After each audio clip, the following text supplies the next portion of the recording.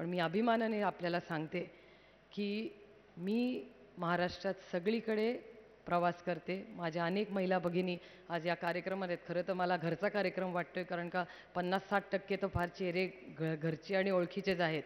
त्यामुळे त्यांनाही माहिती आहे, ह्याही महिला भगिनी तुम्ही सगळ्या रात्री ट्रेननी प्रवास करता, एस टीनी प्रवास करता, गाड्यांनी प्रवास करतात.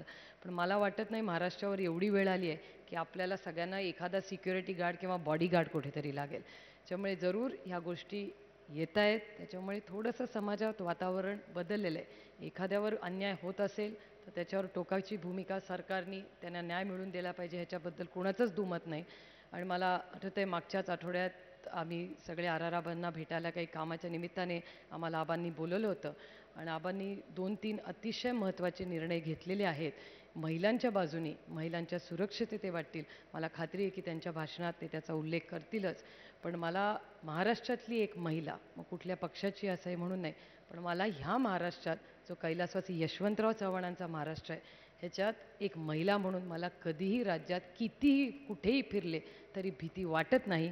काही चॅनल्सवर कधीतरी गोष्टी असुरक्षित वाटतात, पण मला फिरताना कधीही या राज्यात भीती वाटत नाही. आज मोठ्या संख्येने आपण उपस्थित कार्यक्रमाला आहात. मला 1-2च माझे अनुभव महिलांचे आपल्याला सांगायचे आहेत. म्हणजे महिला गेली 10-15 वर्षात किती बदलली याचं एक उदाहरण. सगळ्यात महत्त्वाचं म्हणजे मला आठवते की आम्ही जिल्हा परिषदच्या इलेक्शन, पंचायत समितीच्या इलेक्शनसाठी आमच्या पक्षाच्या वतीने आमच्या जिल्ह्यामध्ये इंटरव्ह्यू घ्यायचे. आमच्या पक्षामध्ये अशी प्रथा असते, मोठं इलेक्शन बोर्ड असतं, एक 10 लोकं बसलेले असतात आणि समोरून प्रत्येक महिला येते, तिचा इंटरव्ह्यू आमचे वरिष्ठ नेते घेतात आणि आम्ही नोट्स बनवतो आणि मग चर्चेनंतर त्या व्यक्तीला तिकीट दिलं असतं. असं आमच्या पक्षामध्ये पद्धत आहे.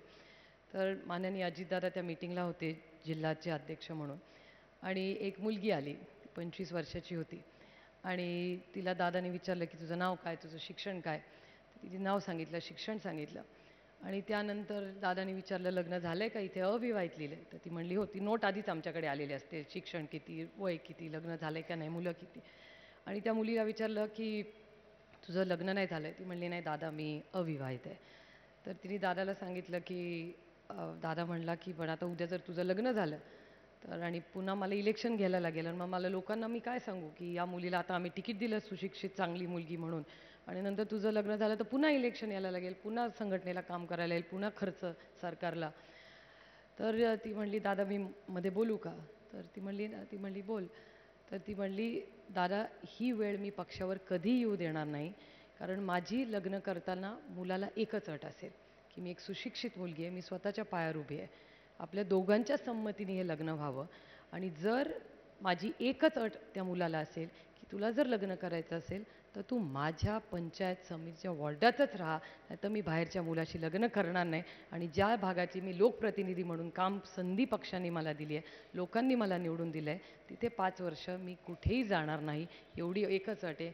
त्या मुलीला मी तिकीट दिलेलं आहे, ती मुलगी निवडून आलेली आहे, तिचं लग्न अजून झालेलं नाही आहे. अभिजित पवारांनी जर पुढच्या वर्षी मला पुन्हा या कार्यक्रमाला बोलवलं तर तिचं लग्न झालं असेल तर कोणाशी काय झालं हे मी तुम्हाला पुढच्या माझ्या कार्यक्रम मीटिंगमध्ये सांगेन. पण अशा असंख्य महिला आज तुम्ही सगळ्या आज उपस्थित आहात, त्यामुळे एक मोठं सामाजिक परिवर्तन जे महाराष्ट्राला अपेक्षित होतं गेल्या 50 वर्षात तो बदल होताना दिसतोय. मला आपल्याला एकच विनंती करायची की महिला धोरणाची चर्चा होते. महाराष्ट्राचं पहिलं महिला धोरण 94 साली आदरणीय पवारसाहेब महाराष्ट्राचे मुख्यमंत्री होते तेव्हा झालं. त्याच्यानंतर अनेक धोरणं झाली, धोरणात बदल झाले, आपल्यासारख्या महिलांनी सूचना केल्या. आपण बऱ्याच आज उपस्थित भगिनी आहात, त्या कमिटीवरही आहात.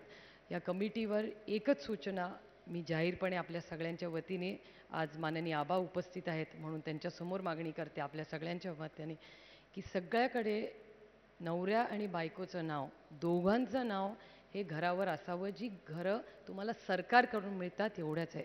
मला वाटतं आपण एक जाहीर मागणी करावी की महाराष्ट्रात कुठलंही घर जर असेल तर ते बायको आणि नवरा दोघांच्याही नावावर असलं पाहिजे, बाहेर पाटी असली पाहिजे.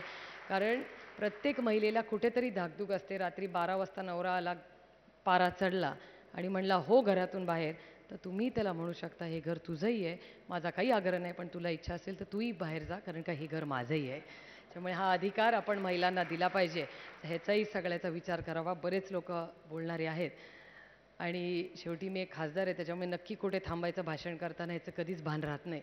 पण आज माझ्यापेक्षा वरिष्ठ सगळे नेते, त्यांचं मार्गदर्शन ऐकायला आपण उत्सुक आहात. त्याच्यामुळे आपला फार न वेळ घेता सकाळच्या समूहाने आज मला या कार्यक्रमासाठी बोलवलं, ह्याबद्दल मी मनपूर्वक आभार मानून तुम्हाला सगळ्यांना नवीन वर्षाच्या मनापासून शुभेच्छा देऊन, संक्रांतीचे दिवस चालले आहेत, त्याच्यामुळे तिळगुळ घ्या.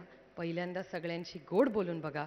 गोड बोलून जर काम नाही झालं तर काय कराल, ह्याच्यातली करायचं हे मला सांगायची गरज नाही. महाराष्ट्राची महिला सक्षम आहे करायला.